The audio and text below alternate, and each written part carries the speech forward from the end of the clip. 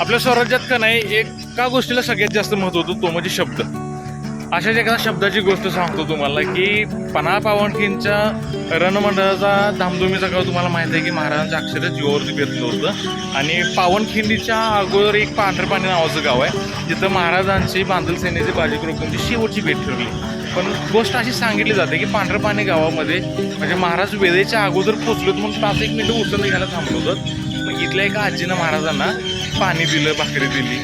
महाराजांना त्या धामधुमीच्या क्षणी भाकरीचा एक ओसंत भेटली आणि महाराजांना समाधान झालं. त्या आजीला महाराजांनी विचारलं की आई, ह्या गावासाठी तुझ्यासाठी मी काय करू शकतो, माग तुला काय पाहिजे ते. त्या आजीनं आपल्यासाठी स्वतःसाठी धनदौलत, गाव किंवा जमीन जुमला असं काहीच मागलं नाही.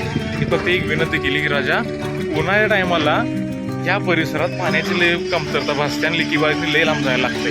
राजा, तुला करायचं असेल तर आमच्यासाठी बा एक विहीर बांधून दे, पाण्याची काहीतरी सोय कर. सांगितलं जातं की महाराज इथून त्या एवढ्या जीवावर आलेल्या लढाईच्या टायमाला धामधुमीच्या काळात त्या एका भाकरीसाठी त्या आजीला शब्द दिला होता. महाराज विशाळगडावरती गेलं आणि सगळं व्यवस्थित झाल्यानंतर म्हणजे लढाईच्या नंतर ना राजकारणात जराशी घडी व्यवस्थित बसल्यानंतर महाराजांनी आपल्या मावळ्यांना पाठवून दिलं आणि इथं ती विहीर बांधून दिली. आणि ही ती विहीर आहे पांढरेपाणी गावामध्ये.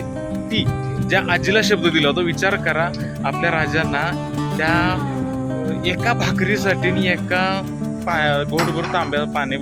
घोटभर पाण्यासाठी त्या आजीला महाराजांनी न विसरता ही विहीर बांधून दिल्या. म्हणूनच आपल्या राजांना जाणता राजा म्हटलं गेले.